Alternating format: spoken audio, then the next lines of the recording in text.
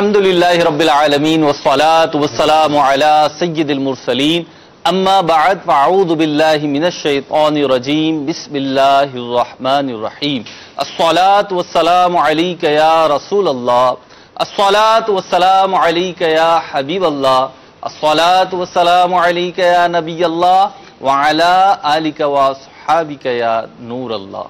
نبی کریم رؤوف الرحیم صلی اللہ تعالی علیہ وآلہ وسلم کی ذات بابرکات پر درود و سلام پڑھنا ہماری عادات اور ہمارے وظائف کے اندر شامل ہونا چاہیے۔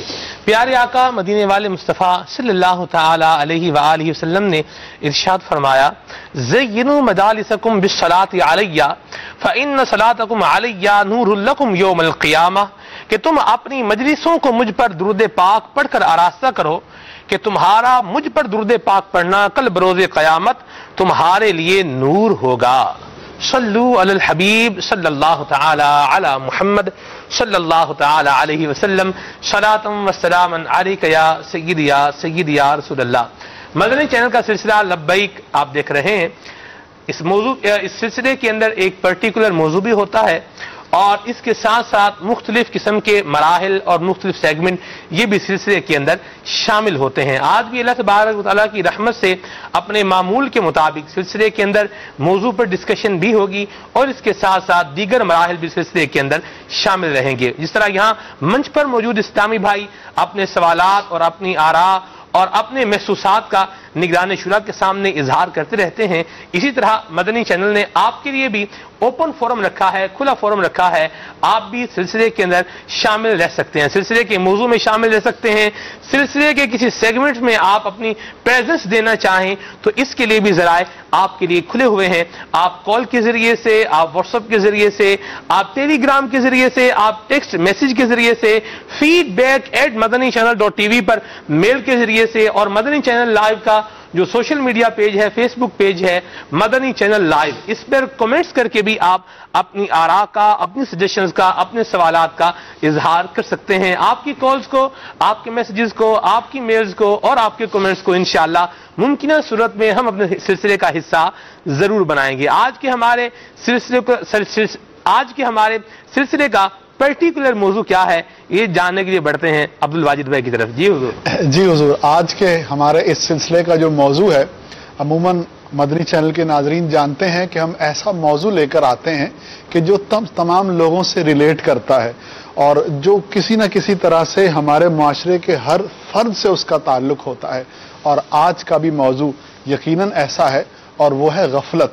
معاشرے میں بڑھتی ہوئی غفلت، جس کے بہت سے اسباب ہیں، بہت سی وجوہات ہیں، اور ہم بہت سے لوگوں کو آج غفلت میں دیکھتے ہیں۔ تو انشاءاللہ اس حوالے سے گفتگو ہوگی۔ کسی بزرگ سے پوچھا گیا کہ سب سے رنجیدہ یا سب سے بدقسمت انسان کون ہے، تو انہوں نے فرمایا کہ وہ شخص جس کے پاس خزانوں کی چابیاں ہوں، وہ شخص جس کے پاس بہت مال و دولت ہو، لیکن اتنی راحت اور سکون کے باوجود وہ اللہ تعالیٰ کی یاد سے غافل ہو، تو وہ بدقسمت ہے۔ اور خوش قسمت کے بارے میں جب پوچھا گیا کہ وہ کون ہے، فرمایا کہ وہ مفلس، فقیر اور درویش آدمی جس کے پاس بظاہر کچھ نہیں، اس کے ہاتھ خالی ہیں، لیکن اس کا دل خداوند کریم کے ذکر سے معمور ہے، اس کی یاد سے معمور ہے۔ اس نے اپنے اوقات میں غفلت کو نہیں آنے دیا، بلکہ اپنے تمام اوقات کو ذکر میں صرف کیا، رب کریم کے احکام کی فرما برداری میں، بجا آوری میں صرف کیا، تو وہ شخص بہت خوش قسمت ہے۔ میٹھے اسلامی بھائیوں، بہت سے اسباب ہیں جس کی وجہ سے ہم غفلت کا شکار ہو جاتے ہیں۔ یا ایھا الذین آمنوا لا تلھکم اموالکم ولا اولادکم عن ذکر اللہ۔ خداوند کریم نے فرمایا، مفہوم کہ تمہارے مال اور تمہاری اولادیں تمہیں ذکر سے غافل نہ کر دیں۔ بہت سے اسباب ہیں، لیکن قرآن کریم کی اس آیت کریمہ میں اولاد اور مال کو غفلت کے اسباب میں سے دو سبب بیان کیا گیا ہے۔ ہمارے معاشرے میں ہم دیکھتے ہیں کہ بہت سے لوگ مال کی وجہ سے غفلت کا شکار ہیں، بہت سے لوگوں کو اولاد کی محبت نے دین سے دور کر دیا اور وہ غفلت کا شکار ہو گئے اور احکام خداوندی کی بجاوری کی طرف نہیں آتے۔ سلمان بھائی، یہ چیز ہمارے معاشرے میں بڑھتی چلی جا رہی ہے، تو یہ جو غفلت ہے، آپ اس غفلت کے بارے میں جو ان وجوہات کی بنا پر پیدا ہوتی ہے، کیا فرماتے ہیں؟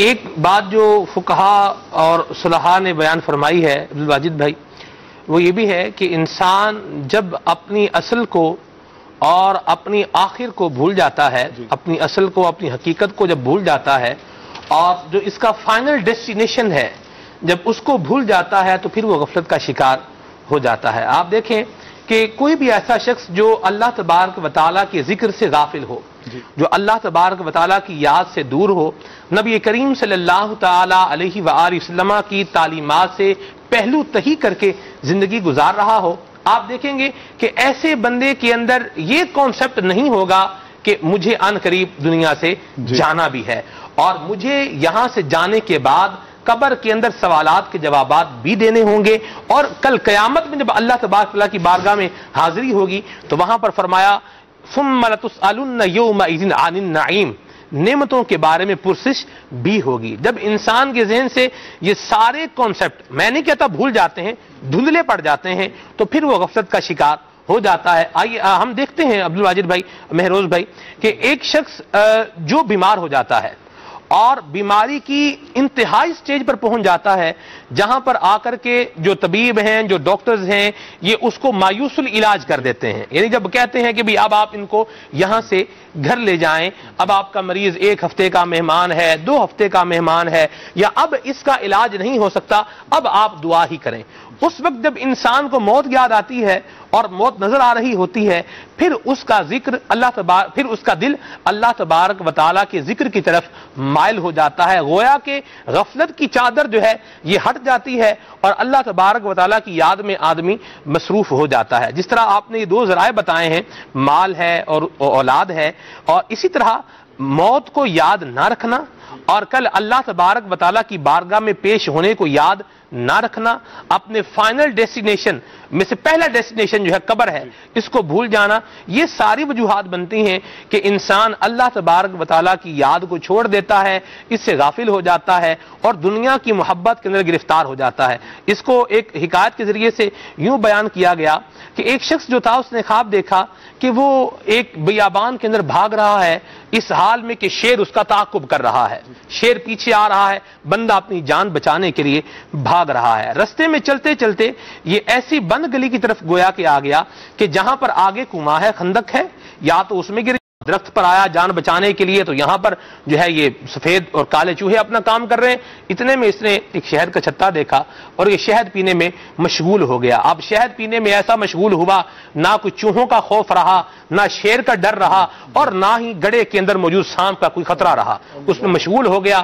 نتیجہ کیا نکلا؟ چوہوں نے اپنا کام کیا، وہ درخت کی جو شاخ تھی، مضبوط شاخ تھی، وہ کٹ گئی، یہ نیچے گرا، شیر کی چیر پھاڑ کا شکار ہوا، پھر جو ہے وہ شیر نے گڑھے میں پھینکا اور وہاں پر سانپ کا نوالا بن گیا۔ جب یہ صبح اٹھا تو اس کو بتایا گیا کہ جو تم نے شیر دیکھا یہ تمہاری موت تھی، درخت پر جس پر تم بیٹھ گئے، جس شاخ پر، اس سے مراد تمہاری زندگی تھی، اور وہ جو تم شہد پینے لگ گئے اس سے مراد دنیا کی لذات تھیں۔ یعنی دنیا کے اندر پائی جانے والی لذات، دنیا کی فانی جو لذات ہیں، یہ ایسی ہیں جو انسان کو موت سے بھی غافل کر دیتی ہیں، قبر سے بھی غافل کر دیتی ہیں، اور جب بندہ موت سے غافل ہو جاتا ہے، قبر سے غافل ہو جاتا ہے، تو وہ آٹومیٹکلی غفلت کے اندر بڑھتا چلا جاتا ہے۔ سلمان بھائی، ایسا ہے کہ غفلت جو ہے نا، یہ چاہے دنیاوی اعتبار سے ہو، چاہے اخروی اعتبار سے ہو، غفلت جہاں ہوگی، یعنی غفلت، نیگلیجنس، ہاں، یہ ناکامی کی بنیاد ہے۔ صحیح۔ اگر کوئی شخص دنیا میں کامیاب ہونا چاہتا ہے تو بھی اسے غفلت کو چھوڑنا ہوگا، اور آخرت کی کامیابی چاہیے تو بھی غفلت کو چھوڑنا ہوگا۔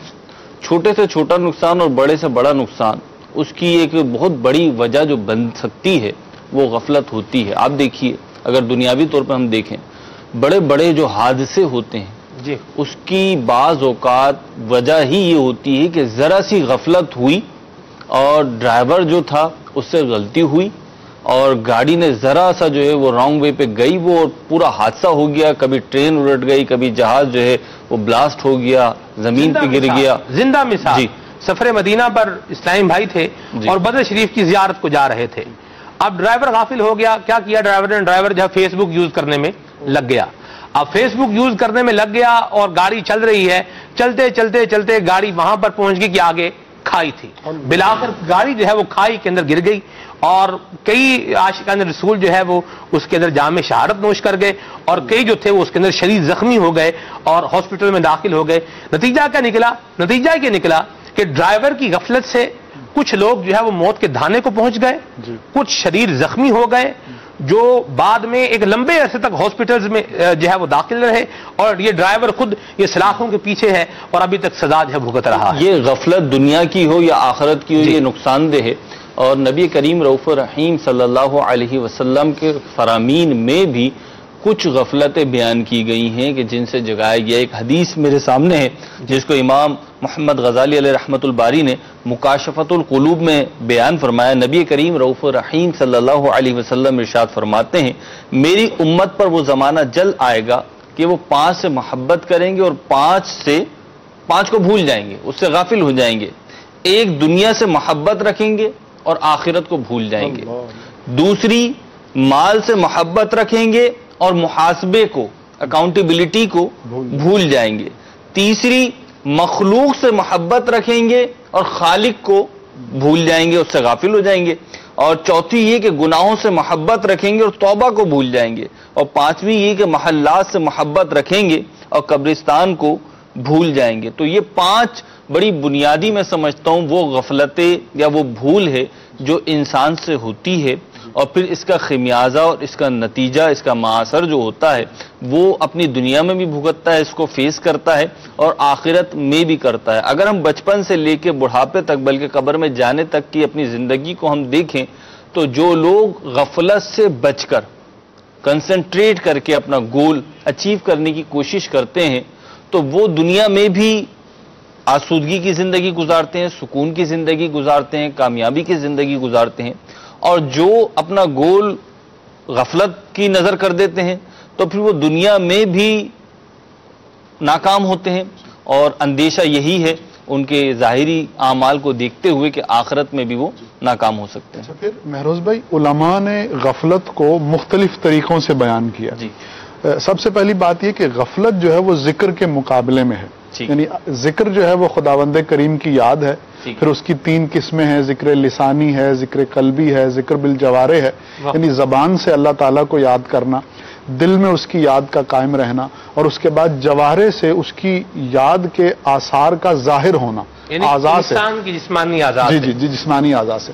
تو اسی طریقے سے غفلت جو ہے کبھی زبان پر طاری ہوتی ہے کہ انسان زبانی ذکر سے غافل ہو جاتا ہے. بالکل. پھر اس سے جو بری صورت ہے وہ یہ ہے کہ غفلت جو ہے وہ دل پر طاری ہو جائے, جسے ہم دل پہ تالا لگنا بھی کہہ سکتے ہیں, کہ آدمی اللہ تعالیٰ کی نعمتوں پہ غور و فکر نہ کرے, اس نے جو احسانات فرمائے ہیں, جو کرم فرمائے ہیں, ان پر غور نہ کرے, بلکہ اپنے دل کو اس کی نافرمانی میں مشغول رکھے, بری ہی چیزوں کے بارے میں سوچے, گناہوں ہی کے منصوبے بنائے, گناہوں کی طرف ہی جانے کی سوچ رکھے, خود بھی گناہ میں رہے اور دوسروں کو بھی گناہوں کی طرف لانے کی کوشش کرے.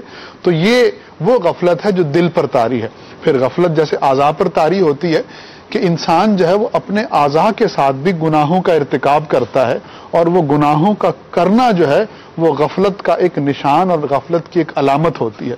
اب اعضاء سے جیسے گناہ ہے, نگاہوں کا غلط استعمال ہے, کانوں سے گناہ, کانوں کا غلط استعمال ہے, ہاتھوں سے گناہ, ہاتھوں کا غلط استعمال, پاؤں سے گناہ, برائی کی جگہوں کی طرف جانا.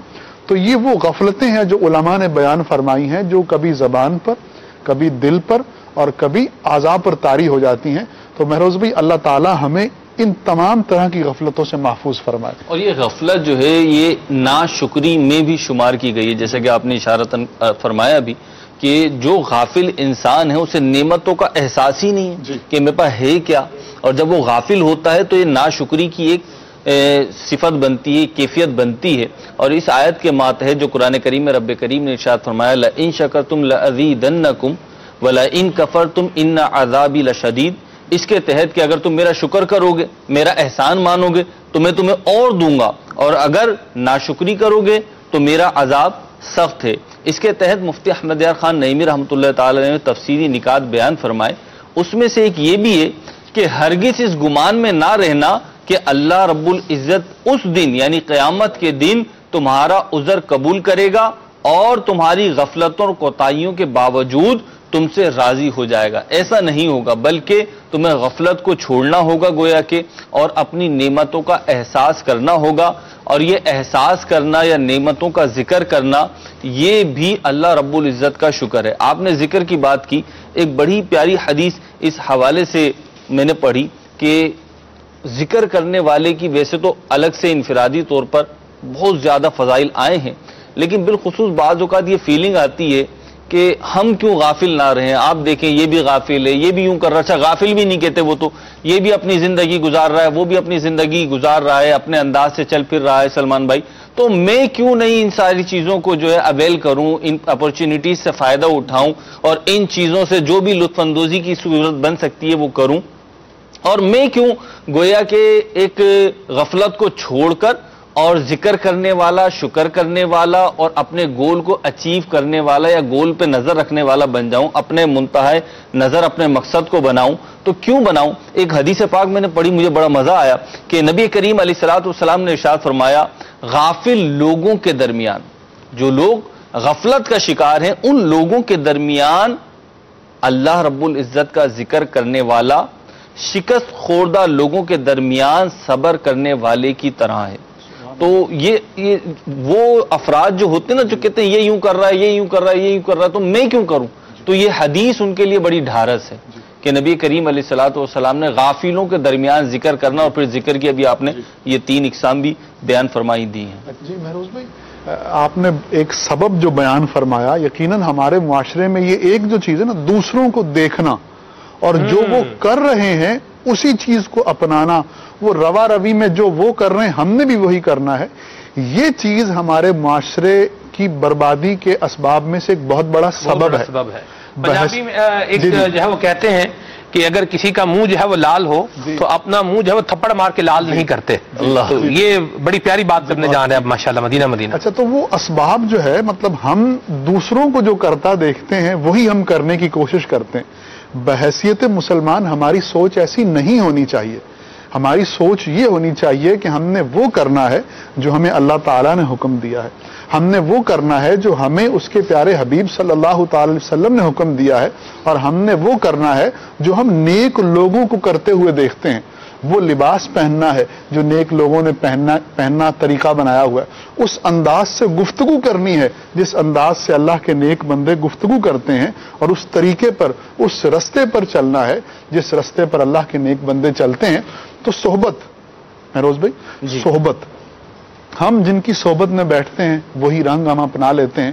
جن لوگوں کو ہم زیادہ دیکھتے ہیں وہ لوگ آہستہ آہستہ ہمارے اندر اترتے چلے جاتے ہیں. اگر ہم مدنی چینل دیکھیں، امیر اہل سنت کو دیکھیں، نگران شورا کو دیکھیں، علماء اہل سنت کو دیکھیں، اپنے علاقے کے امام صاحب سے تعلقات ہوں، اسلامی بھائیوں سے تعلقات ہوں، تو آہستہ آہستہ خود ہمارا ذہن بھی دیکھا وہ ہے غفلت. ایک سوال میرے ذہن میں تھا ظہر کی نماز سے پہلے سے، وہ تھا کہ میں سب سے پہلا سوال ہی یہ کروں گا آپ سے، اور وہ سوال یہ ہے کہ آپ آخر جو غفلت میں پڑا ہوا ہے، جیسے میں اگر غفلت میں ہوں تو آپ مجھے کیوں میری غفلت سے مجھے اٹھانا چاہ رہے ہیں، اور مجھے اپنی زندگی میں رہنے دیں، اپنے حال کے مطابق مجھے زندگی گزارنے دیں. میں نے اپنا جواب خود دینا ہے، اپنا حساب کتاب خود دینا ہے، میرا وے آف لائف ہے، میرا زندگی گزارنے کا انداز ہے، اسٹائل ہے. تو آپ مجھے کیوں غفلت سے جگانا چاہ رہے ہیں؟ اور دوسرا سوال اس کے ساتھ ہی اٹیچ میں یہ بھی کروں گا کہ اگر میں کسی کو دیکھ رہا ہوں کہ کوئی غفلت میں ہے تو میں اس کو کس طرح سے جو ہے وہ یہ بات پوائنٹ آؤٹ کروں، نوٹیفائی کروں کہ وہ غفلت کا شکار ہے. الحمدللہ رب العالمین والصلاة والسلام علی سید المرسلین. سب سے پہلی بات کہ آپ یا کوئی بھی اگر غفلت میں مبتلا ہے اور کسی کے دل میں یہ خیال آتا ہے کہ میں اسے غفلت سے بیدار کروں، تو یہ خیال آنا اس کو اس کے رب کی طرف سے ہی کہیں گے، کیونکہ نیکی اللہ کی طرف سے ہے. تو اول تو یہ کہ اللہ تعالیٰ بندے کے دل میں یہ بات ڈالتا ہے کہ وہ اس کے دین کے لیے، اس کے بندوں کو اس تک پہنچانے کے لیے کوشش کرے. اور دوسرا یہ کہ اگر ہم اسلام و دین کی تعلیمات دیکھتے ہیں تو آپ یہ دیکھتے رہیں گے کہ نیکی کی دعوت دینا اور برائی سے منع کر غفلت سے بیدار کرنے کے لیے نیکی کی دعوت دی جائے گی نا. جی. تو اب قرآن کریم کی آیات جن میں نیکی کی دعوت دینا، برائی سے منع کرنا. پھر ایک طرف یہ ہے کہ مومن مرد اور مومن عورتیں یہ نیکی کی دعوت دیتے ہیں، ایک دوسرے کو برائی سے منع کرتے ہیں. تو قرآن کریم میں کئی مقامات پر ہمیں اس بات کی دعوت دی گئی ہے، بلکہ حتیٰ کہ یہاں تک کہا گیا ہے کہ تم میں سے گروہ ایسا ہونا چاہیے جو نیکی کی دعوت دے اور برائی سے منع کرے. پھر یہ بھی فرمایا گیا یہ تو نہیں ہو سکتا کہ سب کے سب نکلیں، تو تم میں سے کیوں نہ ہوا کہ کوئی نکلتا اور تفقہ دین کی تعلیم حاصل کرتا. تو یہ ساری چیزیں جو ہیں، اس کے علاوہ ادعو الی سبیل ربک بالحکمت آیت کریمہ موجود ہے سورہ نحل کی، اس میں بھی اس طرح کی ترغیب موجود ہے کہ لوگوں کو اللہ کے دین کی طرف بلاؤ. تو بہت ساری چیزیں ہیں جو ہیں. پھر نبی رحمت صلی اللہ تعالیٰ علیہ وآلہ وسلم کا مقصد بعثت، آپ کی آمد مبارک کا مقصد خود کئی مرتبہ سرکار دو جہاں صلی اللہ تعالیٰ علیہ وسلم نے بیان فرمایا کہ مجھے اس لیے بھیجا گیا ہے، مجھے اس لیے بھیجا گیا ہے، مجھے اس لیے بھیجا گیا ہے. اور ہمیں فرمایا گیا لقد کان لکم فی رسول اللہ اسوۃ حسنہ، تمہارے رسول کریم صلی اللہ تعالیٰ علیہ وسلم کی زندگی میں نمونہ ہے، ان کی زندگی میں پیروی ہے. تو یہ ساری چیزیں بھی ہمارے سامنے ہیں. پھر نبی رحمت صلی اللہ تعالیٰ علیہ وسلم نے ہمیں اس بات کی ترغیبیں دلائی ہیں کہ میرے جانشینوں پر اللہ کی رحمت ہو، جو میری بات سنے، یعنی حدیث سنے، اسے یاد کر دوسروں تک پہنچائے. پھر الدین نصیحہ، دین خیر خائی کا نام ہے اللہ. پھر اس کے علاوہ بہت سی چیزیں، بلغوا عنی ولو آیا، پہنچا دو میری طرف سے اگرچہ ایک ہی آیت ہو. اگر ہم قرآن کریم کی آیات کریمہ کو پڑھتے ہیں، اس کی تلاوت کرتے ہیں، اس کو سمجھتے ہیں، اور ہم حدیث پاک کو پڑھتے ہیں، اس کو سمجھتے ہیں، اس کی شروحات بھی پڑھتے ہیں، اس کی تفسیر پڑھتے ہیں، بزرگان دین کے افعال اور اعمال کو دیکھتے ہیں، تو یہ بات بڑی واضح ہے کہ انسان کو اللہ تعالیٰ نے جو یہ توفیق دی ہے کہ وہ خود بھی نیکی کرے اور دوسروں کو نیکی کی طرف بلائے، تو یہ اس کی بڑی کرم نوازی اور یہ نیچر ہے. یہ بات میں نے کی ایک انتہائی مذہبی اور دینی پوائنٹ آف ویو پر، ٹھیک ہے. لیکن اگر آپ اس کو ایز اے نیچرل لے لینا، نیچرل لے لیں آپ، ٹھیک ہے، قطع نظر اس سے کہ ہم نے کوئی اس وقت دین کی بات کری یا قرآن و حدیث کے حوالے سے ہم نے کوئی ذہن دینے کی کوشش کی ہے، دینا چاہیے یہی. اگر ایک بالکل دنیا دار باپ جو بالکل بے نمازی ہے، کسی طرح بھی اس کو دین سے کوئی واسطہ رابطہ نہیں ہے، جب وہ بھی اپنی اولاد کو مقصد سے ہٹتا ہوا دیکھتا ہے نا، کہ وہ غفلت میں ہے، پڑھائی نہیں کر رہا، وہ کمانے کی طرف توجہ نہیں دے رہا، وہ سویا پڑا رہتا ہے، اس طرح کی کوئی چیزیں دیکھتا ہے، تو باپ بھی چاہتا ہے کہ اپنے بیٹے کو پراپر لائن پر لے کر آؤں. اس وقت بیٹے کی سمجھ میں نہیں آ رہا ہوتا، لیکن جب وہ باپ بنتا ہے اور اس کا کوئی بیٹا ہوتا ہے، وہ اسی نیچر پر آ کر کھڑا ہو جاتا ہے. تو یہ چیزیں انسان کے نیچر میں شامل ہیں کہ وہ جب یہ الگ بات ہے کہ ایک آدمی بڑا ہی غافلوں کی صحبت میں، جب غافلوں کی صحبت میں تو اس نے اسی کو اپنی زندگی کا مقصد بنایا ہوا ہے. تو اس سے ہی جگانے کے لیے اللہ تعالیٰ نے اپنے نیک بندوں کو، اپنے ہوش مند بندوں کو توفیق عطا کی ہے، اور وہ جاتے ہیں اور اس نیکی کی دعوت دیتے ہیں، برائی سے منع کرتے ہیں. نہیں تو یہ غفلت جو ہے جس کو آپ غفلت کہہ رہے ہیں، وہ جو اس میں مبتلا ہے وہ تو اسے غفلت ہی نہیں کہہ رہا، اس کی تو زندگی کا مقصد ہی وہی ہے جو وہ کر رہا ہے. سٹائل ہے نا جی زندگی کا، سٹائل ہے، اس نے وہ ایک آئیڈیل بنایا اپنا. ہم مسلمانوں سے بات کر رہے ہیں، انڈرسٹوڈ ہے ہم ٹھیک ہے نا. تو مسلمان کو ہی مسلمان ہم کو کہے گا بھائی تم کون ہوتے ہو یہ کہنے والے کہ یہ غفلت ہے یا نہیں ہے. بالکل یہی ہے. ہاں بالکل یہی. ہو آر یو، آپ کون ہوتے ہیں بھائی مجھے کہنے والے کہ میں غفلت میں ہوں؟ بالکل میری زندگی میں گزار رہا ہوں، آپ کو کیا تکلیف ہے؟ تو اس کو ہم کہیں گے تم مسلمان ہو، تم قرآن پر ایمان لائے ہو. اللہ کریم تمہیں جس زندگی کے بارے میں درس ارشاد فرماتا ہے، جب تم اس زندگی اور اس مقصد سے ہٹو گے تو تم اپنے مقصد سے ہٹ گئے، اور جو مقصد سے ہٹے گا اسی کو غفلت میں پڑا ہوا کہیں گے. تو پھر اس لحاظ سے تو غفلت یہ ہوگی کہ جو بھی اپنی تخلیق کے مقاصد سے ہٹ گیا ہے وہ غافل ہے. وہ غافل ہے. تمہیں غافل رکھا مال کی زیادہ طلبی نے، الہاکم التکاثر حتی زرتم المقابر. تمہیں غافل رکھا مال کی زیادہ طلبی نے، یعنی مال کی زیادہ طلبی نے تمہیں غافل رکھا کس سے؟ طاعت اور فرما برداری سے. اللہ کی طاعت اور فرما برداری سے تمہیں غافل رکھا. حتی زرتم المقابر، حتی یہاں تک کہ تم نے قبروں کا منہ دیکھ لیا. ٹھیک ہے، تو یہ تو واضح طور پر قرآن کریم تو اس یوں کہہ رہا ہے، الہاکم التکاثر حتی زرتم المقابر کہ تمہیں غافل رکھا مال کی زیادہ طلبین ہے. نہ تو اب کیا کوئی کمائی نہ کریں, کوئی کام دھندا نہ کریں, کوئی بچوں کے لیے کوئی پیسہ جمع نہ کریں, کوئی گھر کے لیے پیسہ جمع نہ کریں, کوئی اچھا زندگی گزارنے کا انداز اپنانے کے لیے پیسہ جمع نہ کریں. دیکھیں گے کہ ہم اس آیت کریمہ کی تفسیر میں یہ ہے جو مجھے یاد پڑ رہا ہے کہ تمہیں مال کی زیادہ طلبی نے غافل رکھا کس چیز سے؟ اطاعت الہی اللہ تعالیٰ کی فرما برداری سے, کہ یہ بندہ مال کمانے میں اللہ تبارک و تعالیٰ کی نافرمانی میں چلا گیا اور اس کی عبادت سے غافل ہو گیا. ٹھیک ہے نا. صحابہ کرام علیہ رضوان نے بھی مال کمایا ہے, جی ٹھیک ہے, ان کے پاس بھی مال تھا, مگر وہ مال انہوں اللہ سے غافل نہیں کرتا. اور رجالو کیا ہے وہ آیت کریمہ؟ لا تلہیہم تجارتم ولا بیع عن ذکر اللہ, تمہیں انہیں تجارت اور خرید و فروخت اللہ کی یاد ذکر سے غافل نہیں کرتے, غافل نہیں کرتے. جی ٹھیک ہے.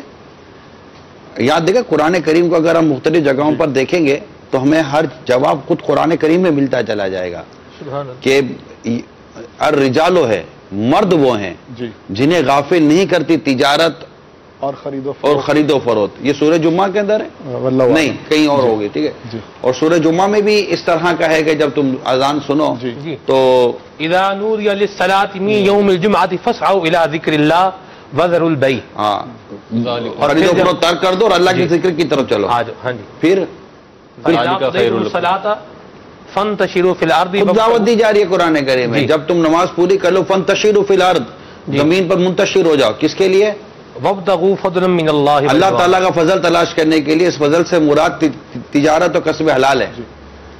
تو اللہ تعالیٰ نے تو کسب حلال اور تجارت کو اور کمانے کو تو اپنا فضل فرمایا ہے. یہی تو عرض کر رہے ہیں کہ ابھی آپ یہ قرآن ہی سے بیان کر رہے ہیں کہ یہ فضل ہے اور پھر اسی کو آپ غفلت بھی کہہ رہے ہیں. اس کو غفلت نہیں کہا گیا. الہاکم التکاثر حتی زرتم المقابر, تمہیں غافل رکھا مال کی زیادہ طلبی نے. اور اس کی تفسیر آپ دیکھیں گے تو آپ کو انشاءاللہ ملے گا کہ اس سے مراد یہ ہے کہ تم نے مال کمانے میں اپنے رب کی فرما برداری ترک کر دی اور اللہ کی نافرمانی میں جو پڑ گئے ان کو سمجھایا جا رہا ہے. لہذا ہم صحابہ کرام علیہ رضوان کی زندگی سے ہدایت لیں گے نا کہ ان کو جب یہ نمازوں کا وقت ہوتا تھا تو یہ مساجد کی طرف چلتے تھے, تجارتیں ترک کر دیتے تھے, حتیٰ کہ ان کے اندر ایسا جذبہ تھا کہ سیدنا ابو ہریرہ رضی اللہ تعالیٰ عنہ بازار جا کر ارشاد فرماتے ہیں کہ تم بازار میں ہو, مسجد میں تو جنت کے وہ میوے تقسیم ہو رہے ہیں, کچھ اس طرح کا ارشاد فرمایا. تو لوگ تو دوڑے نا, روایتوں میں اس طرح مضمون موجود ہے, لوگ تو دوڑے مسجد کی طرف اور آ کر کہنے لگے ابو ہریرہ رضی اللہ تعالیٰ عنہ ہم نے تو ایسا کچھ نہ دیکھا. تو ارشاد فرمایا کہ کیا تم نے وہ نہ دیکھا کہ علم دین کی مجالس چل رہی تھی؟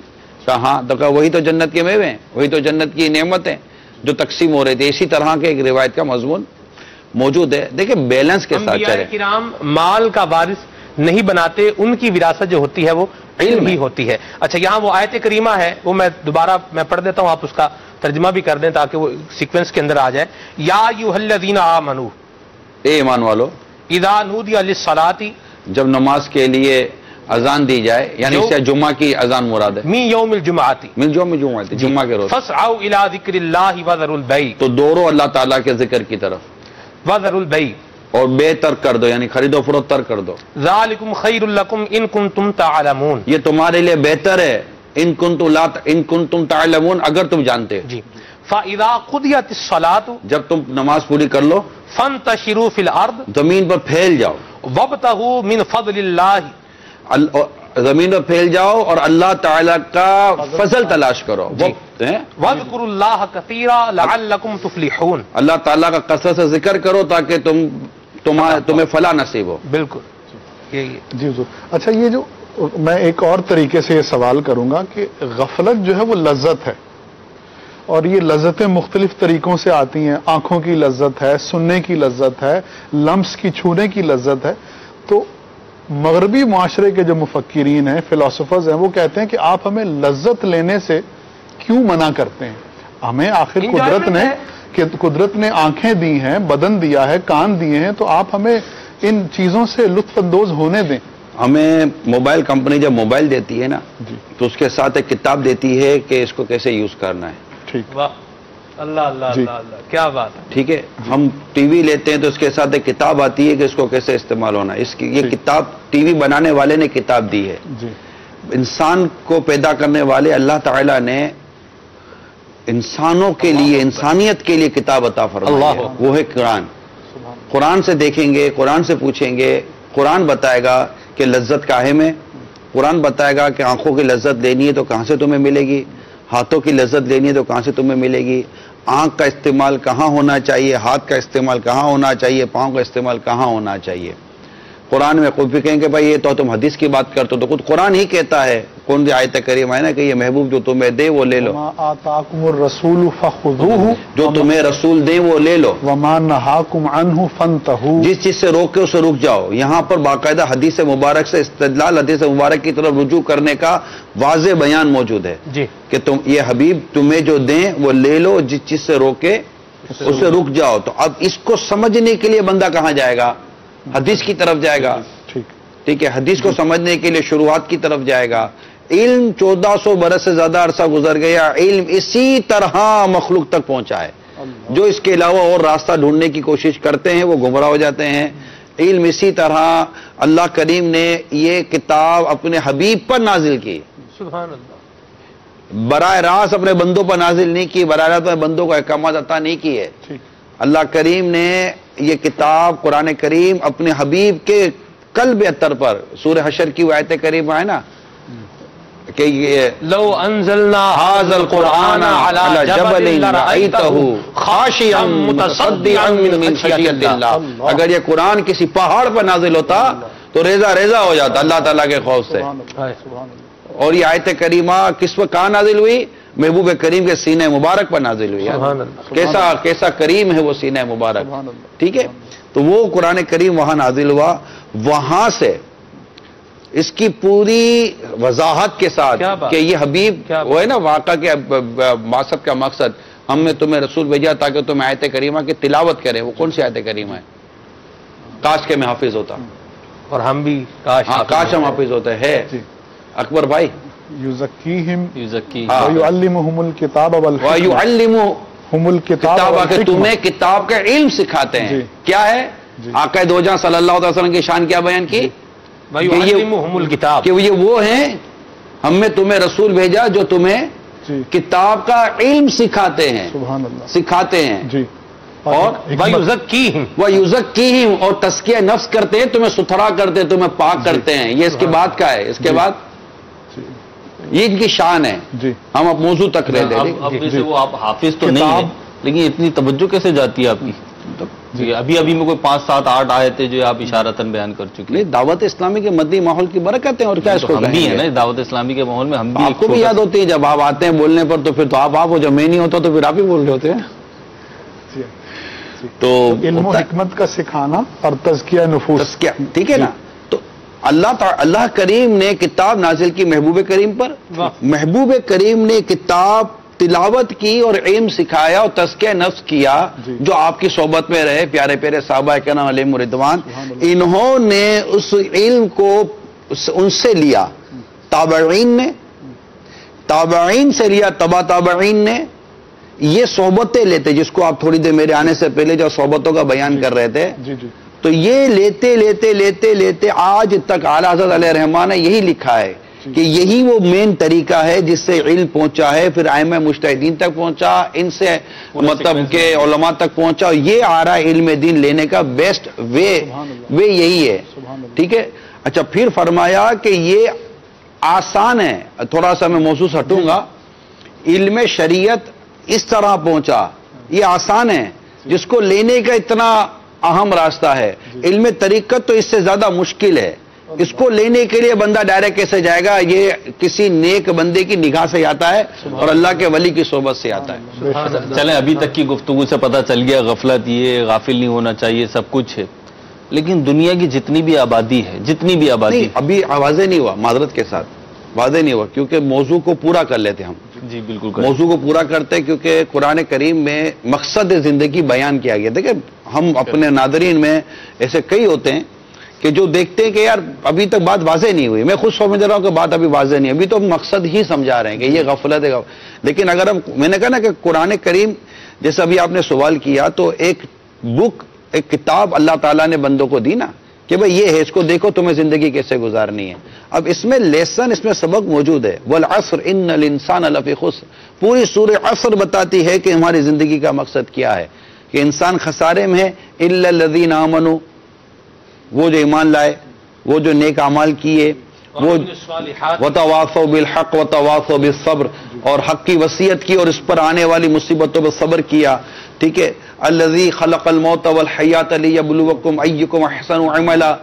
تم میں زندگی فلسفہ، موت و حیات کا فلسفہ موجود ہے. یہ ہمیں پیدا کرنے اور ہمیں مارنے کا اللہ تعالیٰ مقصد بیان کرتا ہے. اس کے علاوہ ایک اور وَنَبْلُوَنَّكُمْ بِشَيْءٍ مِّنَ الْخَوْفِ وَالْجُوعِ نقص من الاموال والانفس والثمرات وبشر الصابرین. صبر کرنے والوں کو بشارت دو. اور یہ کون ہے؟ وبشر، آگے کیا ہے؟ الذین اذا اصابتهم مصیبۃ، یہ وہ ہیں جن پر مصیبت آتی ہے کہتے ہیں انا للہ وانا الیہ راجعون. اللہ کا مال تھا، اللہ کی طرف لوٹ گیا. اللہ اللہ. قد افلح المؤمنون. اللہ. سورہ مومن کی 11 آیات پڑھیں. یہ مقصد حیات بیان کرتے ہیں. یا ایھا الذین آمنوا اتقوا اللہ ولتنظر نفس ما قدمت لغد. اے ایمان والو، اللہ سے ڈرو، ہر ذات جانے کہ اس نے کل کے لیے کیا بھیجا. اللہ تعالیٰ نے اپنے نیک لوگوں کے اوصاف قرآن کریم میں بیان کی، انبیاء کرام کی زندگی قرآن کریم میں بیان کی، اور کئی چیزیں قرآن کریم بیان کی، اور بتایا ہے کہ غفلت کیا نہیں ہے. اس کا فیصلہ ایک مسلمان خود سے کیسے کرے گا؟ کوئی ایک مطلب صرف ایک انگلش بولنے والا، انگلش جاننے والا کیا یہ بتائے گا زندگی کا مقصد کیا ہے؟ زندگی کا مقصد مفتی بتائے گا، عالم بتائے گا، اور وہ بتائے گا جو قرآن کریم کی آیات پڑھ کر بتائے گا کہ زندگی کا مقصد کیا ہے. ایک انسان ہے، انسان کی زندگی کا مقصد کیا ہے؟ قل للمؤمنین یغضوا من ابصارہم. قرآن کہتا ہے مسلمان مردوں سے کہہ دو اپنی نگاہوں کو کچھ نیچی رکھیں. قرآن کہتا ہے نگاہوں کو نیچی رکھیں. آپ کہتے ہیں کہ نگاہیں پھاڑ کر ہم لذتیں اٹھائیں گے، گناہ کریں گے. سرکار صلی اللہ تعالی وسلم نے نگاہوں کی حفاظت کے بارے میں نہیں فرمایا؟ اچھا، جو نگاہوں کو برائی سے بچاتا ہے اس کو جو عبادت کی لذت دی جاتی ہے، کہ اس کے بارے میں حدیث پاک میں نہیں آتا؟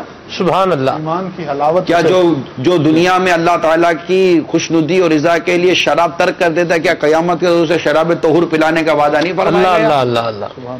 سبحان اللہ. جو دنیا میں نیکی کی دعوت دیتا ہے، برائی سے منع کرتا ہے اور اس طرح کرتا ہے، کیا اس کو 300 حوروں سے نکاح کے بارے میں نہیں کہا گیا؟ اللہ اللہ. خادمین نہیں کہے گئے؟ غلمان کا قرآن کریم ہے، غلمان کا ہمیں شریعت مطالعہ نہیں بتاتی؟ تو یہ اگر دیکھیں تو غفلت کیا ہے اور غفلت کیا نہیں ہے. قرآن کریم کو پڑھیں گے نا. صراط الجنان لے لیں.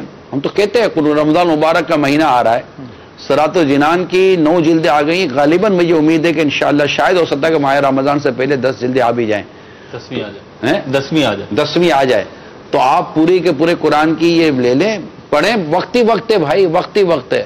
آپ کے پاس بہت وقت ہے. ماہ رمضان میں میں سمجھتا ہوں، لوگ کہتے ہیں کہ مصروف ہو جاتے ہیں، میں سمجھتا ہوں کہ ماہ رمضان میں وقت ملتا ہے. ہمارے سسٹم تبدیل ہو جاتا ہے، اوقات کار تبدیل ہو جاتے ہیں. اگر دوستوں میں اور غفلتوں میں اور ادھر ادھر بیٹھنے کے بجائے صرف قرآن کریم سے دوستی کر لی جائے کہ یہ ماہ نزول قرآن ہے، ماہ رمضان. اس میں قرآن کریم کو پڑھا جائے، قرآن کریم کو سمجھا جائے اور نیت کر لی جائے. میں آج لبیک کے سلسلے میں یہ نیت کروا دیتا ہوں اپنے ناظرین کو کہ آپ یہ نیت کریں کہ میں نے الحمد کے الف سے شروع کرنا ہے. صراط الجنان لے لیں آپ. میں صراط الجنان لینے کی آپ کو دعوت دے رہا ہوں. صراط الجنان لے لیں اور اس کو پڑھنا شروع کر دیں اور بس پڑھتے رہیں. روزانہ کا کوئی ہدف بنا لیں. ہر نماز کے بعد پڑھیں اور دیکھیں ماہ رمضان تک کہاں تک پہنچتے ہیں آپ. استقامت کے ساتھ پڑھی جائے نا تو ختم بھی ہو جاتی ہے الحمدللہ عز و جل.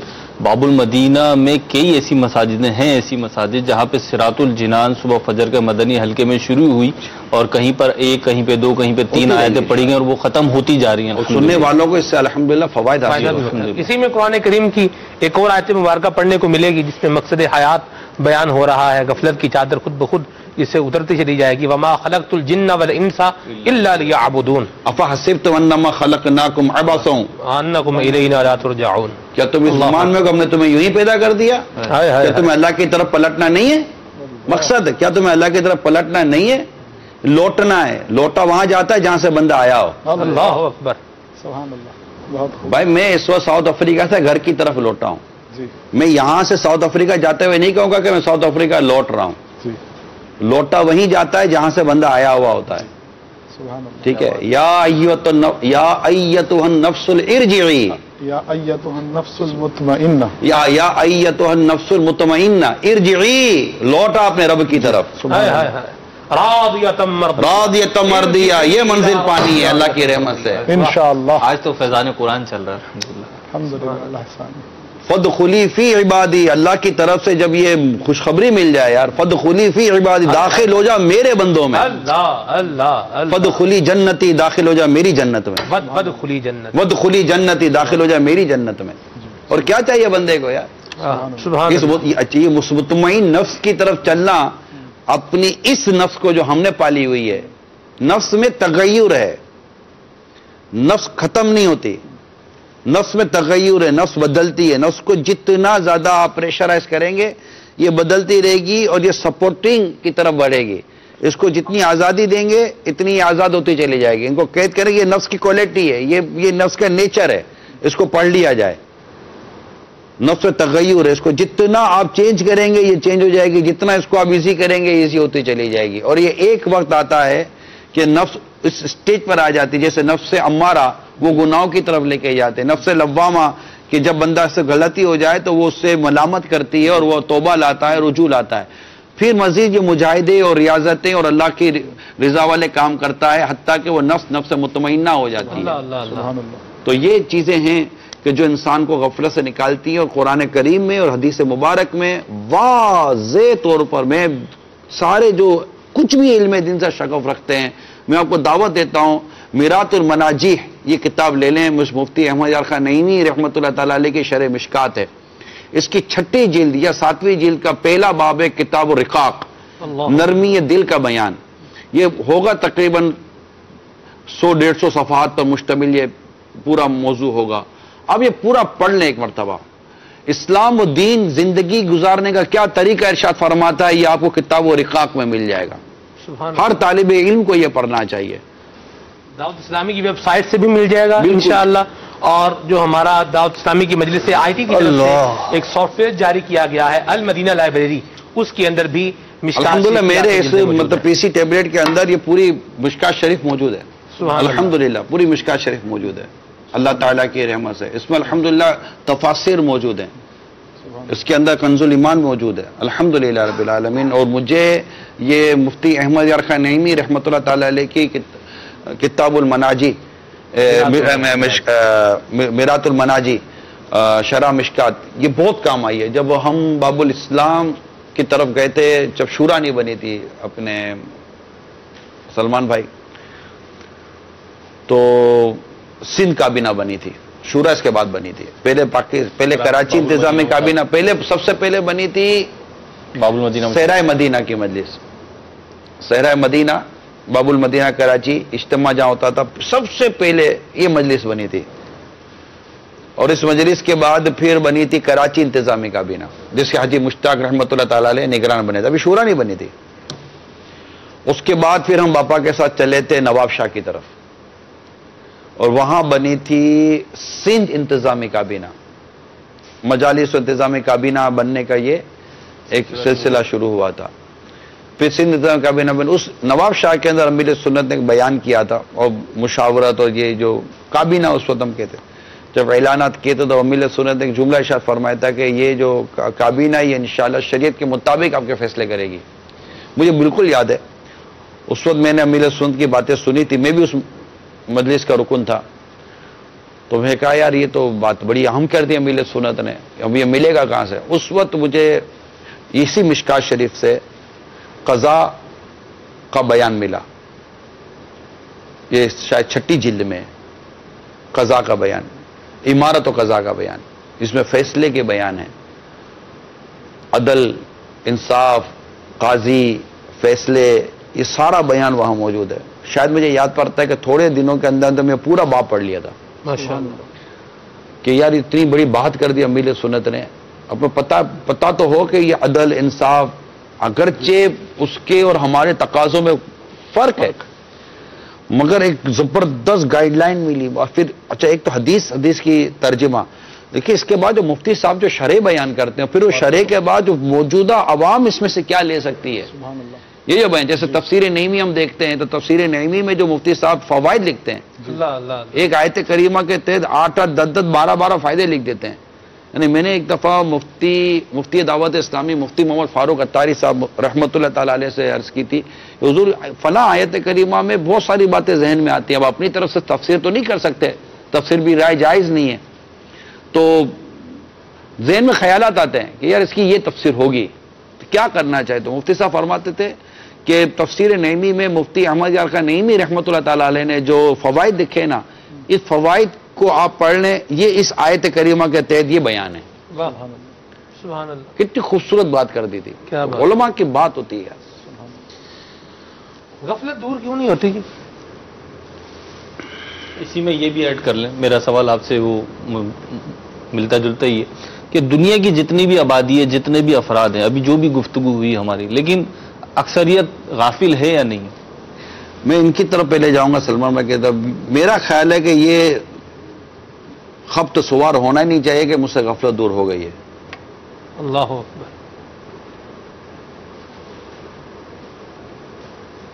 یہ خبط سوار نہیں ہونا چاہیے. میں غافل نہیں ہوں، میں تو غافل ہوں.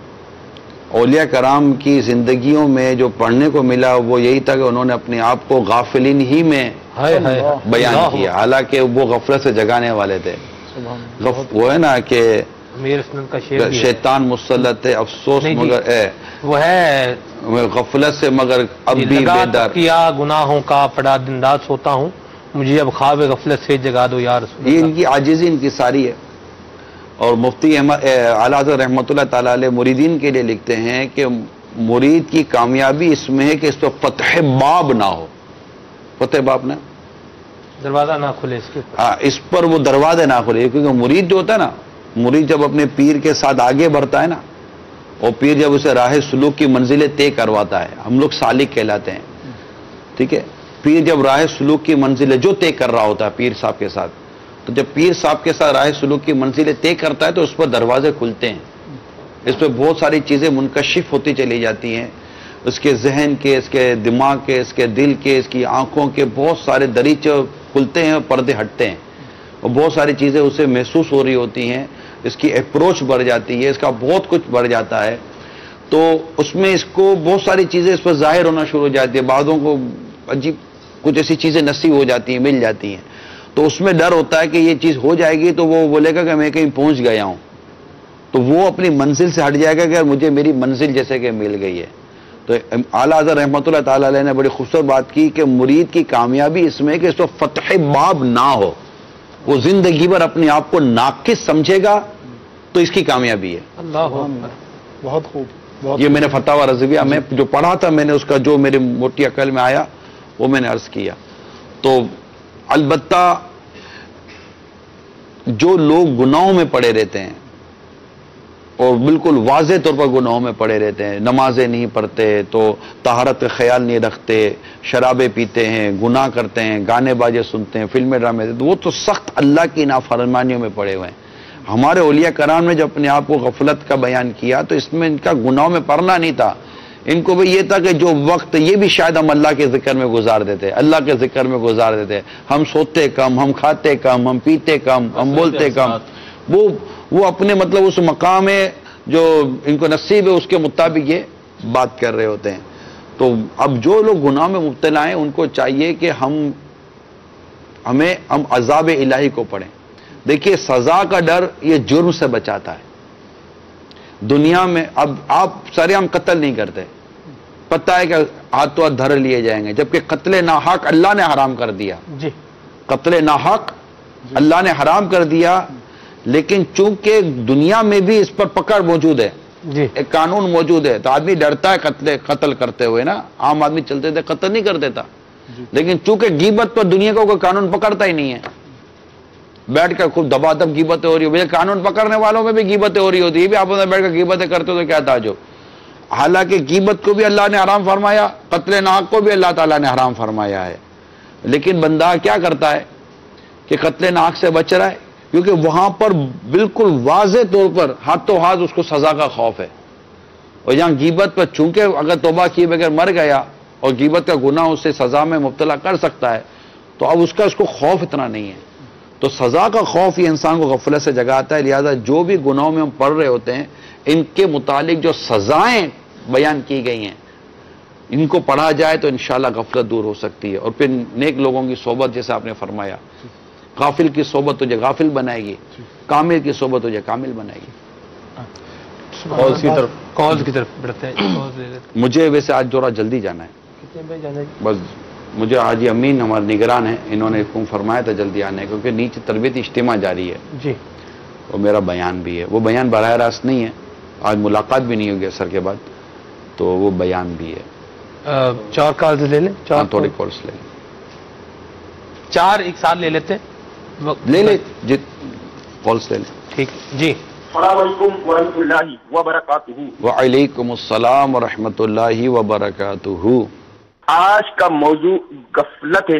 غفلت کس طرح طاری ہوتی ہے اور اس کا علاج کیا ہے, اور انسان یاد الہی میں کس طرح مصروف رہ سکتا ہے؟ کیا اس کے لیے اسے اچھی صحبت اختیار کرنا چاہیے؟ اس کے بارے میں بھی آپ کچھ مدنی پھول ارشاد فرما دیجیے گا. السلام علیکم ورحمۃ اللہ وبرکاتہ. وعلیکم السلام ورحمۃ اللہ وبرکاتہ. انسان کے نیچر میں کہ یہ آئیڈیل ڈھونڈتا رہتا ہے اور لوگوں کی سیرت اور ایک اچھی سیرتوں سے فائدہ اٹھاتا ہے. کالج اور یونیورسٹی کے جو اسٹوڈنٹ ہوتے ہیں وہ بھی پڑھتے رہتے ہیں کہ فلاں نے کیا کیا تھا, اتنا بڑا نام تھا, یہ کیا کرتا تھا, یہ کیسے اتنا بڑا آدمی بن گیا, جسے کہتے ہیں بایوگرافی پڑھنا. ہاں, تو اس طرح آپ امیر سنت کا ایک رسالہ ہے اشکوں کی برسات. اللہ اکبر. اس میں امام اعظم امام ابو حنیفہ رحمۃ اللہ تعالی علیہ کا جدول بیان کیا امیر سنت نے. اس کو پڑھیں تو پتہ چلے کہ کامیاب لوگ کس طرح کی زندگی گزارتے تھے. اعلیٰ حضرت کا جدول پڑھیں. اسی طرح مقتوط المدینہ کی رسالہ ہے آقا کا مدنی جدول, پیارا آقا کا پیارا جدول, جو آپ پیارے آقا صلی اللہ علیہ وسلم کی جو زندگی کا جو ایک اپنا انداز مبارک تھا اس کو بھی نقل کیا گیا ہے. جب ہم یہ پڑھتے ہیں تو ہمیں پتہ چلتا ہے کہ یہ ہے وہ زندگی کہ جس کے مطابق گزاریں گے تو ہم اپنے اندر کم از کم یہ اطمینان ہوگا کہ میری زندگی میں غفلت کا پہلو نہیں. اعلیٰ حضرت کی رحمۃ اللہ تعالی علیہ کی جیسے میں نے بات کی تو اعلیٰ حضرت خود ایک اپنے سائل کو دعوت دیتے ہیں کہ آپ میرے پاس مہینہ 2 مہینہ رک جائیے اور دیکھ لیجئے کہ اگر آپ کو لگے کہ میں اپنے کسی ذاتی کام میں مصروف ہوں تو آپ مجھے کہہ لیجئے گا. یعنی آپ کو 2 مہینے بھی میرے ساتھ رہیں گے تو آپ کو ایسا نہیں لگے گا کہ میرے پاس اتنی فرصت ہے کہ میں کو اپنے ذاتی کام میں مصروف رہ سکوں. تو میرا تو شب و روز کا کام ہی مسلک و دین کی خدمت رہ گیا, تو میں کسی کے لیے کیا کر سکتا ہوں کہ میں آپ کے لیے کچھ کروں گا. یوں کر کے اعلیٰ حضرت نے فرمایا اپنے کہ میں دن رات مصروف اور دعوت دے رہے ہیں, آ کر میرے ساتھ رک جائیے اور مجھے دیکھ لیجئے. 2 3 ماہ, 1 2 دن کی نہیں بات کی کہ چلو آدمی اپنا جدول بنا لیتا ہے ایک دن سب کو دکھانے کے لیے کہ آج میں اتنا مصروف ہوں, اگلے دن پتہ چلے کہ کل کی تھکن بھی آج اتار رہا ہے. تو ایسا نہیں تھا. 2 2.5 مہینے 3 مہینے کی دعوت دی جا رہی ہے کہ رہ لو اور مجھے چیک کرو اور پھر مجھے کہو کہ میں مصروف ہوں یا نہیں ہوں. تو یہ دعوت ہے کہ آپ اور میں کسی کو دعوت دے سکتے ہیں کہ میرے ساتھ آپ 2 3 مہینے رہ کر دیکھ لیجئے. اگلا تو یہ بولے گا یار کھانے میں وقت کم لگا دیتے بھائی, اتنا کھانے میں, ہمارا تو کھانے پہ بیٹھتے تو اٹھتے نہیں ہیں یار, یہ تو میری آنکھوں دیکھی بات ہے. ہم تو بعض اوقات مدنی مشوروں میں کیا کرتے ہیں, جیسے اگر مجھے کوئی پوچھتا ہے نا کہ کھانے کا وقت کب دینا, تو میں تو اذان سے 15 20 منٹ کے پہلے کا ٹائم دے دیتا ہوں. بھائی ان کو اذان اٹھائے گی, اپنے تو نہیں اٹھا سکتے بھائی, ان کو اذان اٹھا دے گی. 15 20 منٹ بہت ہوتے ہیں کھانے کے لیے. کسی کی دعوت کریے تو پھر تو وقت ہم نہیں دے سکتے نا اسے. ہاں, میں نے اس لیے مدنی مشورے کا کہا نا. تو اب یہ کب کیا بیٹھے رہیں گے. اب خالی تنکا بھی لے کر تو دانتوں کے ساتھ مشق ہو رہی ہے, خالی باتیں کرنی ہے, چائے پینی ہے. اب چائے بھی پی لی, کھانا بھی کھا لیا, دوسرا کام بیٹھے ہوئے ہیں. مطلب اٹھو بھائی, کوئی دوسرے کام ہے یا نہیں؟ شرم آتی ہے نا, ابھی کھانا کھایا ابھی اٹھ جائیں تو کھانا کھا کے وہاں لیٹ جائیں گے. وہ کھانا کھا کے بندہ اٹھتا ہی ہے, زیادہ دیر تک بیٹھنے میں شرم آنی چاہیے یار. تو یہ امیر سنت گھڑی کا وقت دیتے ہیں, پتہ ہے کہ اتنے بجے بالکل مجھے جیسے کوئی کہے نا کہ باپا کے کھانے کے ٹائم پر تم پہنچنا, تو شاید 1 2 3 منٹ کا فرق پڑ جائے, 2 4 منٹ کا, میں انشاءاللہ کھانے کے ٹائم پر ہی پہنچوں گا.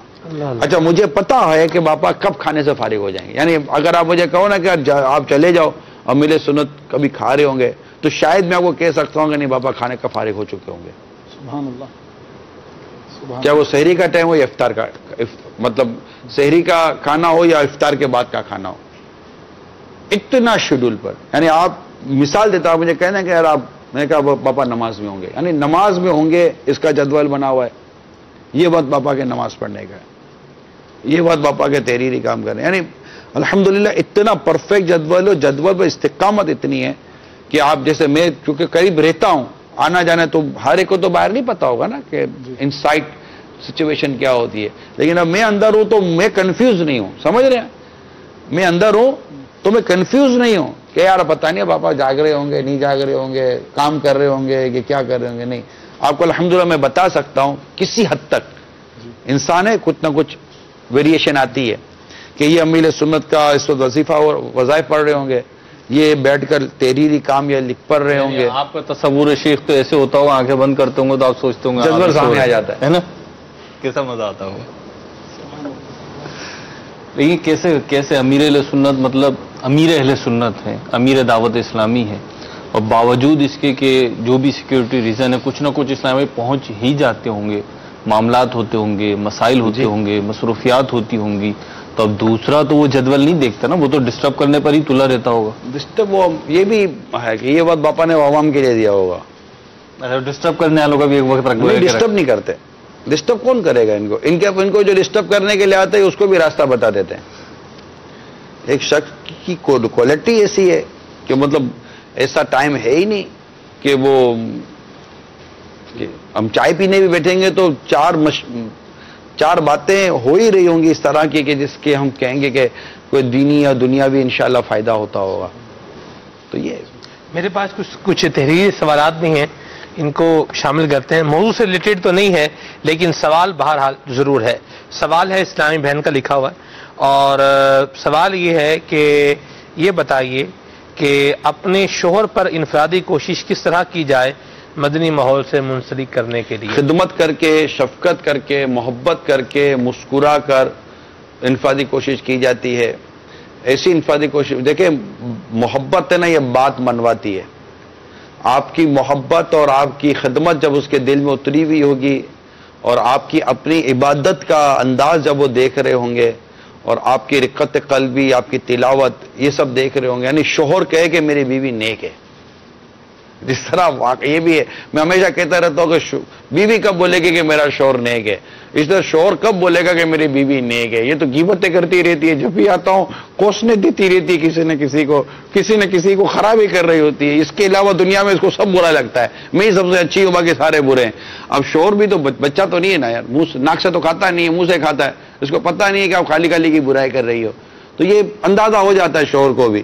تو جب بیوی نیک ہونا تو اس کی انفرادی کوششیں اثر لاتی ہیں، آپ کو وہ نماز پڑھتا ہوا دیکھے گا، آپ کو اللہ کے حضور دعائیں کرتا دیکھے گا، آپ کو وہ تلاوت کرتا ہوا دیکھے گا، آپ کو غیبتوں سے، چگلیوں سے، تہمتوں سے بچتا ہوا دیکھے گا، آپ کو کسی کی فضول اور اس طرح کی لگائے بجائے میں آپ کو لگا ہوا نہیں دیکھے گا، اس کے ماں باپ کی طرف اس کو دیکھے گا کہ وہ دیکھے گا کہ یار میرے ماں باپ کی طرف میری بیوی مجھے مائل کر رہی ہے، کہ اپنے والد صاحب سے بات کر لیجئے، اپنی امی سے بات کر لیجئے، ذرا ان کے پاس آ کر بیٹھ جائیے، آپ نے اپنے بھائی کو نہیں پوچھا، آپ نے اپنی بہن کو نہیں پوچھا، یعنی میری بیوی مجھے میرے خاندان کے ساتھ وابستہ کرنے پر تلی ہوئی ہے اور مجھے صلہ رحمی پر آمادہ کرتی ہے، میری بیوی مجھ سے صدقہ و خیرات کراتی ہے، میری بیوی مجھ سے سخاوت کراتی ہے، میری بیوی مجھ سے کفایت شعری کی باتیں کرتی ہے، میں کہتا ہوں وہ لے لے تو کہتی نہیں آپ کی جیب پر وزن پڑے گا اور آپ مطلب کہ تنگ دست ہو جائیں گے، میں نہیں لیتی، میری بیوی سستائی کی طرف جاتی ہے، اور اس طرح کی چیزوں کی، یعنی کہ امام غزالی علیہ رحمٰن نے کسی بزرگ قول نقل کیا عورتوں کی بخل کو پسند کیا گیا ہے، جی ٹھیک ہے، یہ احیاء العلوم میں موجود ہے۔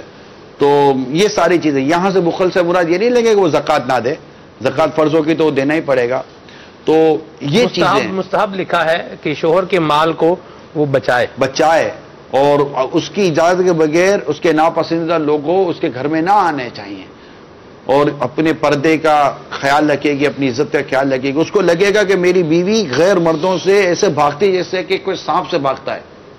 یہ چیزیں وہ ہیں جو شوہر کے دل میں آپ کی عظمت، آپ کی محبت اور آپ کا احترام پیدا کریں گے۔ جی ہاں، عورت کا کیوں احترام نہیں ہو سکتا؟ جب وہ نیک ہو تو اس کا احترام آئے گا، نیک کی احترام لے آتی ہے دل کے اندر، یہ بندے کے اختیار میں بھی نہیں ہے، وہ خود بخود مطلب کہ اس کا جو دل ہے نا اس کی طرف مائل ہو جاتا ہے، اس کا احترام آ جاتا ہے، اس کو بولتے ہوئے ڈرتا ہے کہ یار یہ اللہ کی نیک بندی ہے، کچھ بول دوں گا نا اس کے منہ سے نکل گیا تو میرا تو دھندا مندہ سب ختم ہو جائے گا، بیرا غرق ہو جائے گا، وہ آپ کے क्वेश्चनों से नहीं डरेगा, वो आपकी बस आपकी दिल आजारी से डरेगा, क्योंकि वो आपको नेक समझता होगा। ऐसी औरत, ऐसी बीवी, ऐसी इस्लामी बहन जिसके घर में होगी, अव्वल तो वो शख्स खुश नसीब है। कि अच्छी औरत की पहचान ये है कि जिसे तू देखे तो तुझे खुश कर दे। ये औरत की पहचान हदीस पाक में नबी पाक ने इरशाद फरमाई है, औरतों के लिए फरमाई है कि जब मर्द उसे देखे तो वो मर्द उसको देखकर खुश हो जाए। ये इतनी खूबसूरत निशानी बताई अच्छी औरतों के बारे में। तो ऐसी अगर इस्लामी बहन हुई, यहाँ पे हाँ शोहर, मैंने रिवायत में पढ़ा था, शोहर लिखा था कौसैन के अंदर। तो ये चीजें हैं, तो ये चीजों को बहुत इंपॉर्टेंट हासिल है। तो ऐसी इस्लामी बहन अगर अपने शोहर पर नेकी की दावत देगी, इनफादी कोशिश करेगी और इसे नेकी की दावत की तरफ भेजेगी तो इंशाल्लाह काम हो जाएगा। जी, यहाँ एक और सवाल है, ये मरकज़ुल लाहौर से है। मुल्तान शरीफ के इज्तिमा को अरसा बीत गया, कोई सबील हो? दुआ करें अल्लाह करीम वो सूरत अता फरमा दे कि फिर से सदा चले मुल्तान चलो मुल्तान। अल्लाह, ये आपकी जो है ना, अगर आप ऐलान करेंगे, ऐलान करना काफी है। हाँ, कौम को ऐसी तलब है कि इतनी ज्यादा मदीना अल्लाह ताला से आफियत का सवाल है। आमीन। ये यहाँ जी माशाअल्लाह सिलसिला भाई मैं हाजिर हूँ, बहुत अच्छा है। मैं मदीना शरीफ में आपका मदनी चैनल देख रहा हूँ। अल्लाह आप सबको सलामत रखे। ये हैं जी मोहम्मद काशिफ भाई हैं। ये कह रहे हैं एक सवाल और भी है, लेकिन गालिबन कुछ कॉल्स भी हैं, कॉल्स ले लेते हैं। अस्सलामु अलैकुम वरहमतुल्लाहि वबरकातुहू। वालेकुम अस्सलाम वरहमतुल्लाहि वबरकातुहू। मोहम्मद इमरान अत्तारी सगियतार हिंद के शहर सूरत गुजरात ख्वाजादानाई काबीना से अर्ज कर रहा हूँ। मौजू गफलत का बड़ा ही संगीन मौजू है। मैं निगरानी शुरा से ये अर्ज करूंगा कि बाज गफलतें ऐसी होती हैं कि जिस काम में गफलत हो जाती है और वो काम नहीं कर पाते, उसके बाद वो काम बेहतर हो जाता है ना, उससे भी बेहतर हो जाता है। और ज्यादातर गफलतें ऐसी होती हैं कि छोटी सी गफलत होती है लेकिन बड़े बड़े काम उससे रुक जाते हैं और बड़े बड़े काम के खसारे हो जाते हैं। और मेरी आपसे दुआ है कि बस आप दुआ फरमाए कि मदनी काम में कभी भी मुझसे गफलत ना हो, दावत इस्लामी के मदनी माहौल में इस्तिकामत मिले। आमीन। वो जो काम अच्छा हो गया वो तो वक्त पर होना था तो अच्छा हो गया, बाकी होता वही है जो अल्लाह को मंजूर होता है। अल्लाह करीम हमें गफलत से महफूज फरमाए। सुबह क्योंकि इतना ज्यादा वाज़ेह नहीं था इसलिए जवाब वाज़ेह नहीं हो सकता। ठीक है, कॉल ले लेते हैं। मजीद। वालेकुम वरहमतुल्लाहि वबरकातुहू। वालेकुम अस्सलाम वरहमतुल्लाहि वबरकातुहू। मैं फाइजा तारिक प्यारे प्यारे मदनी मुन्निया नेकी की दावत दे रहे हैं। आपस होता है ना, माशाअल्लाह सुभान अल्लाह। हो सकता है इसलिए बेटा ये मुस्कुरा रहे हो और तनकीद या तंज करते हुए ना हंस रहे हो। और अगर ये है तो अच्छी बात है बेटा। उमूमन जब छोटे बड़ों को इस तरह की नेकी की दावत देते तो इनका एक भोलपन वाला अंदाज ये खुश कर रहा होता है, तो ये भी मुमकिन है। और अगर अल्लाह ना करे ये तंज या तनकीद की वजह से या मजाक उड़ाने की वजह से हंस रहे होते हैं तो आपकी इस्तिकामत इन्हें संजीदा कर देगी। बेटा नेकी की दावत देना कभी बंद नहीं करना। कॉल ले ले। नेकी की दावत के लिए उम्र कितनी होनी चाहिए? अल्लाह ताला अक्ल सलीम नसीब करे तो बस। अब नेकी की दावत देने के मुख्तलिफ अंदाज, घर में बच्चा भी नेकी की दावत दे ही देता है यार, माशाअल्लाह, है ना? जी जी जी। निगरान शुरा के बारगाह में अर्ज ये है कि जामियातुल मदीना के तलबा जब अपने घरों पर आएँ तो वो अपने घरों पर अपने महल्ले के अंदर मदनी कामों की धूमें किस अंदाज से मचाएं, बराए करम इसके बारे में रहनुमाई फरमा दीजिए। मेरे और मेरे घर वालों के लिए दुआए मग़फ़िरत फरमा दें। जब हमारे तलबाए किराम अपने इम्तिहानात से फारिग होने के बाद अपने अपने शहरों घरों को लौटें तो अव्वल मैं ये अर्ज़ करूँगा कि जिस शहर में आप हैं बिलखुसूस बाबुल मदीना में वहीं रहें ताकि आप मदनी अतियात जमा कर सकें और एतिकाफ़ की बहारें ना सिर्फ लूट सकें बल्कि औरत तक भी इन बहारों के फैज़ान को पहुँचा सकें। और जो अपने घरों को लौट रहे हैं उन्हें चाहिए कि अपने महल्ले की मस्जिद में 5 नमाज़ें बाजमात अदा करें, वहाँ पर दरस फैज़ान सुन्नत दें, वहाँ पर नेकी की दावत दें, बेनमाजियों को नमाजी बनाएं, अपने घर में मदनी माहौल लाएं, सुन्नत के मुताबिक खाएं पिएं सोएं उठें बैठें अपना वक्त गुजारें और क्या कहते हैं मदनी दौरा अपने इलाके में करें, मदरसतुल मदीना बालिगान में शिरकत करें اور اپنے اگر آپ وہیں شہری اور گھر کی طرف ہی جا رہے ہیں تو وہاں ہونے والے اعتکاف میں شرکت کریں اور خود بھی بیٹھیں اور دوسرے اسلام بھائی کو بٹھائیں. یوں اپنی چھٹیاں اللہ اور اس کے رسول کے دین کی سربلندی کے لیے گزاریں تو گھر میں بھی رہنا مل جائے گا اور نیکی کی دعوت کا سلسلہ بھی چلتا رہے گا اور انشاءاللہ اس سے امت کو فائدہ بھی ہوگا. کال لے لیں.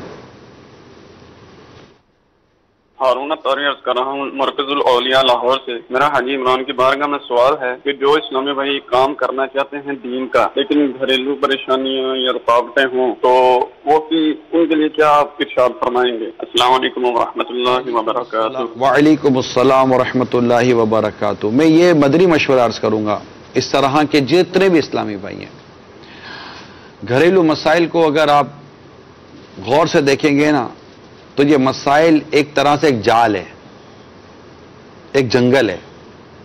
جو بندہ اس میں جاتا ہے نا مسائل اسے اپنی طرف اچک لیتے ہیں. اس لیے مشورہ میرا یہ ہے کہ مسائل میں الجھنے کے بجائے آپ دین کے لیے مصروف عمل رہیں. جہاں واقعیتاً آپ کو لگتا ہے کہ میری پریزنس, میری حاضری ناگزیر ہے اور نہ جانا یہ کسی بھی فرض یا واجب کو یا کسی حقوق کو ترک کر دے گا تو ایسی صورت میں آپ وہاں رہیں. البتہ آپ اللہ اور اس کے رسول کے دین کی خدمت کے لیے وہاں سے نکلیں, اس الجھن سے, اس پریشانی سے نکل کر اس طرف آئیں. اللہ کریم اپنے کرم سے جو آپ دین کے لیے خدمت کر رہے ہیں آپ کے ان مسائل کو اپنے کرم سے حل فرمائے گا. ان تنصروا اللہ ینصرکم, تم اللہ کے دین کی مدد کرو اللہ تعالیٰ تمہاری مدد کرے گا. آپ اللہ کے دین کی مدد کی طرف آئیں, اللہ کریم ہمارے گھروں کے اور ہمارے دیگر مسائل پر کرم فرمائے گا. اللہ کریم اتنا کرم والا ہے کہ جب بندہ رات کو آیت الکرسی پڑھ کے سوتا ہے اللہ تعالیٰ فرشتوں کے ذریعے اس کی حفاظت فرماتا ہے. سبحان اللہ. تو یوں اللہ کریم کس ذریعے سے آپ کی ان مشکل حل کرے, اپنے بندوں کے دل میں کیا ایسی باتیں ڈال دے تو مدینہ مدینہ ہو جائے گا. تو تھوڑا نکلیں. یہ جتنی بھی ہمارے اسلامی بھائی گھریلو الجھنوں پریشانیوں میں بیچارے تنگ دستیوں میں اللہ کریم آپ سب پر رحم فرمائے, ہم سب پر اللہ رحم و کرم فرمائے اور ہم سب پر اللہ تعالیٰ اپنی رحمت کی نظر فرمائے, ہماری جملہ پریشانیوں پر اللہ رحمت کی نظر فرمائے. آمین بجاہ نبی الامین صلی اللہ تعالیٰ علیہ وآلہ وسلم. مجھے پہنچنا ہے. ٹھیک ہے.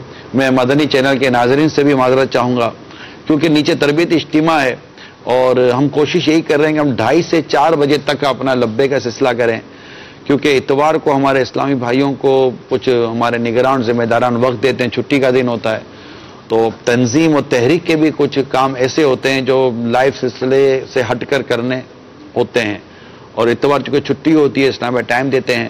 مجلس ائمہ کرام جو امام ہیں ہمارے اور تقریباً یہ مجموعی طور پر شاید ان کی تعداد 1400 یا 1500 کے آس پاس بنتی ہے جنہیں تربیتی اجتماع کی دعوت دی گئی ہے جو ہفتہ اتوار و پیر. تو کل بھی مطلب کہ وہ خصوصی مدنی مذاکرہ بھی ہوا تھا تو وہ بھی ہیں اور باب المدینہ کے جملہ ذمہ دار. میرا خیال آپ بھی انہی میں شامل ہوں گے, آپ ہی کا تربیتی اجتماع ہے تو انشاءاللہ آپ دونوں بھی کرم فرما دیں. ویسے 4:30 بجے تک بیٹھنا تھا. مدنی چینل کی چھٹی نہیں مطلب یہ کہ میں نے کی مطلب میں یہی عرض کر رہا ہوں کہ مدنی چینل کے ناظرین تک میں یہ ایک نیکی کی دعوت ہی ہے کہ دعوت اسلامی کے یہ مدنی کام ہے اور اس کی اپنی مصروفیت ہے اور ہمیں آج کا جو ہمارا مین خصوص جو موضوع ہے وہ 2 ہیں. میں آپ کو اس موضوع بتا دیتا ہوں. ایک ہے اعتکاف, دوسرا ہے مدنی عطیات. ہمیں بالخصوص مدنی عطیات کی بے حد ضرورت ہے, دعوت اسلامی کو بہت ضرورت ہے اور بے حد ضرورت ہے. ہمارے مدنی عطیات کئی شہروں میں کئی صوبوں میں رمضان مبارک کی آمد سے پہلے ہی جو ان کا اپنا جو سالانہ مدنی عطیات ہوتے ہیں 3-3, 4-4 ماہ پہلے ختم ہو چکے ہوتے ہیں. شارٹ فال ہو جاتا ہے اور تو پھر انہیں مطلب کہ ہمیں ادھر ادھر سے انتظام کر کے پھر مانگ مونگا کر ادھر سے لے کر ادھر سے لے کر کرا کر پھر پورے کرنے پڑتے ہیں. ظاہر اتنا بڑا کام ہے. اچھا پھر یہ کہ مسلسل اخراجات بڑھ رہے ہیں. ایسا نہیں ہے کہ جیسے کہ ہمارے بجٹ فیل ہو جاتے ہیں کیونکہ یہ پبلک ریکوائرمنٹ ہے. دعوت اسلامی ہے نا, یہ عوامی ریکوائرمنٹ کے مطابق چلے گی. اور ظاہر ہے کہ اب جامعۃ المدینہ کی ڈیمانڈ آ جائے گی تو مدرسۃ المدینہ کی ڈیمانڈ آ جائے گی، وہاں مساجد کی تعمیرات، تو وہاں فلاں شعبہ قائم کر دیں، یہ قائم کر دیں۔ آج بھی بتایا گیا کہ 500 پلاٹس جو ہے مساجد کے وہ انڈر کنسٹرکشن ہے ابھی بھی۔ جی ہاں، تو بہت ساری چیزیں ہوتی ہیں جس کو مطلب ہم کہہ سکتے ہیں کہ یہ ایک تو یہ موٹیویشن چلتی ہے پوری دنیا میں، چلتی ہے پاکستان میں۔ آج باب المدینہ کے ذمہ داران جمع ہوں گے، ائمہ مساجد جمع، میں آپ کو بھی عرض کرتا ہوں میرے مدنی چینل کے ناظرین، اور جو میرے متعلقہ اسلامی بھائی جو دیکھ یا سن رہے ہوں، آپ بالکل اس میں سستی مت کیجیے گا۔ آپ کی دعوت اسلامی کو مدنی عطیات کی بے حد ضرورت ہے۔ جو تحریک 18,000 سے زیادہ اجیروں کو لے کر چلتی ہو، 18,000 سے زیادہ اجیر ملازمین امپلائیز دعوت اسلامی کے اندر ہیں، مدارس میں ہیں، جامعۃ المدینہ میں ہے، مدنی چینل میں ہے، مدرسۃ المدینہ آن لائن میں ہے، مساجد کے امام ہیں، مساجد کے خادم ہیں، مساجد کے مؤذن ہیں، اور اس کے علاوہ وقف مبلغین ہیں، پتہ نہیں کتنا بڑا نیٹ ورک آپ کے سامنے ہے۔ تو اتنا بڑا نظام بنا ہوا ہے۔ دارالمدینہ میں ماشاءاللہ ہیں، اور آئی ٹی میں تو تعویذات کے بستے پر، تو یہ وہاں ہر جگہ پر ہے۔ دن جنہوں 8 10 12 گھنٹے دعوت اسلامی کا کام کرنا ہے، تو وہ دعوت اسلامی میں اس طرح بھی آتے ہیں۔ تو وہ لاکھوں اسلامی بھائی جو دن رات دعوت اسلامی کا اپنے کاروبار نوکریاں کرتے کرتے اپنا مدنی کام کر رہے ہیں، ان کا تو میں شماری نہیں کر رہا، وہ تو لاکھوں کی تعداد میں ہیں۔ لیکن ادارہ چلانے کے لیے، شعبے چلانے کے لیے، آپ مسجد کا امام ہے، آپ کے تنخواہ پر ہی آتا ہے۔ مسجد کا امام ایسا تو نہیں ہے کہ آج ساتھ کریانے کی دکان بھی چلا رہا ہے اور نماز کے لیے آپ کو آگے امامت کرتا ہے۔ آپ نے اپنی مسجد کا امام بھی تنخواہ پر ہی رکھا ہوگا۔ ایک مسجد کا امام، ایک مسجد تین کم از کم عموماً نارملی تین ایسے افراد ہوتے ہیں جنہیں مشاہرہ دینا پڑتا ہے، ایک امام، دوسرے مؤذن، تیسرے خادم، ورنہ خادم اور مؤذن، امام اور مؤذن دونوں مل کر بھی چلا لیتے ہیں۔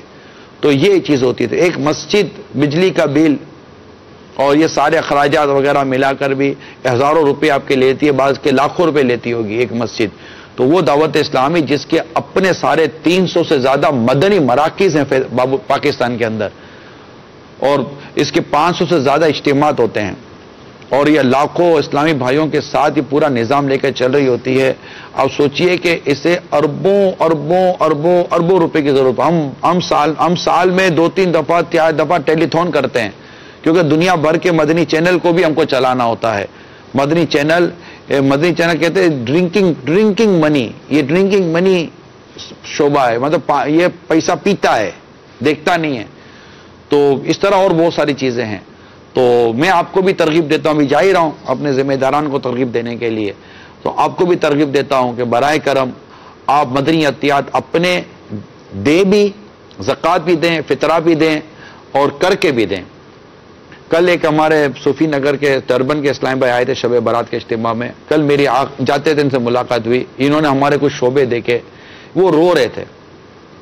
وہ بہت عرصے سے دعوت اسلامی سے محبت کرتے ہیں، لیکن پہلی مرتبہ انہوں نے دعوت اسلامی کو قریب سے آ کر دیکھا۔ میں قسم کھا کر کہہ سکتا ہوں اس کی کیفیت کچھ اور تھی، وہ رو رہے تھے۔